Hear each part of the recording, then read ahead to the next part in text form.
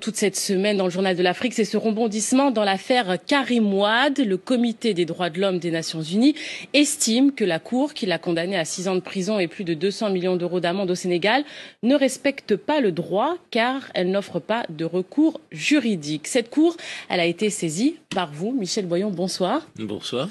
Vous êtes l'un des avocats de Karim Wade. Alors, cette décision est évidemment, on l'imagine, une victoire pour vous. Pourtant, l'État sénégalais a affirmé que cette décision ne pouvait pas s'appliquer au Sénégal. Qu'est-ce que vous répondez ? Les réactions des autorités politiques sénégalaises, les réactions des avocats, des partis qui sont proches du pouvoir, sont stupéfiantes. Si l'affaire n'était pas aussi sérieuse, je dirais qu'on est dans le loufoque absolu, le loufoquissime.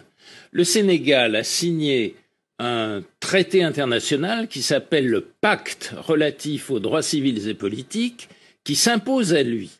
Et le Comité des droits de l'homme, pour condamner ce que la juridiction spéciale qui avait été créée à l'encontre de Karim Wade avait fait, le Comité spécial dit il faut changer complètement la manière dont se passent les recours devant ces décisions. Et on nous répond c'est pas obligatoire, la justice sénégalaise est souveraine, elle fait ce qu'elle veut, etc. Non, le Sénégal doit respecter sa parole.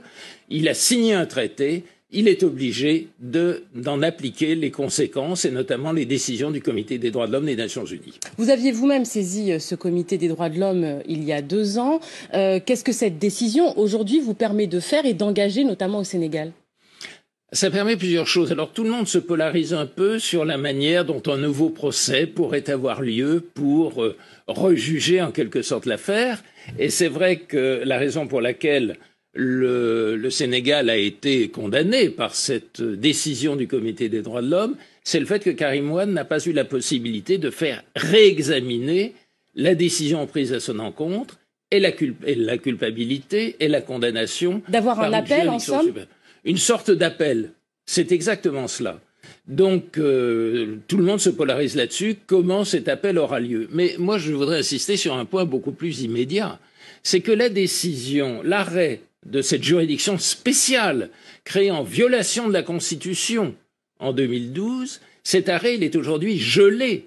On ne peut plus l'appliquer compte tenu de ce qu'a dit le Comité des droits de l'homme. On ne peut plus notamment invoquer cet arrêt pour interdire à M. Karim Wade d'être candidat sur les listes, d'être inscrit, sur les listes électorales. Or, c'est ça qu'on essaye de faire aujourd'hui au Sénégal. Et c'est justement la question. Est-ce que ce genre de décision, aujourd'hui, permettrait à Karim Wade de pouvoir se présenter, donc d'être sur les listes électorales, et de se présenter pour la présidentielle qui aura lieu dans quelques mois, en février 2019 ?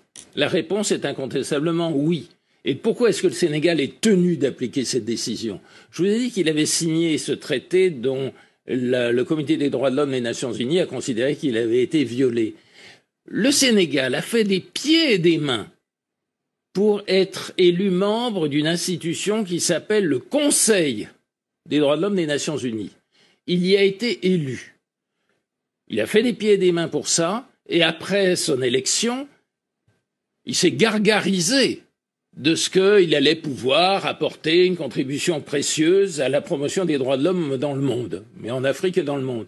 Et quelle est sa première décision après son élection ? C'est de dire non, je n'appliquerai pas la décision qui a été prise par un organisme des droits de l'homme des Nations Unies. Avouez que c'est loufoquissime.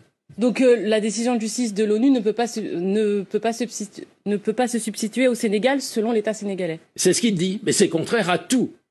En faisant cela, le Sénégal viole une fois de plus les règles du droit international. Donc, quelle va être votre prochaine action suite à cette décision ?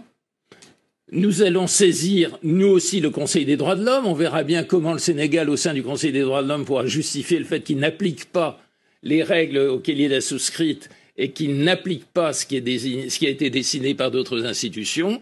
Et nous saisirons une juridiction nous l'avons déjà saisie d'ailleurs, la Cour de justice de la CEDEAO. La CEDEAO, pour ceux qui ne la connaissent pas, c'est un peu l'équivalent de l'Union européenne pour l'Afrique de l'Ouest, qui a une cour de justice indépendante et qui a des pouvoirs très importants. Elle est très sourcilleuse du respect des droits de l'homme.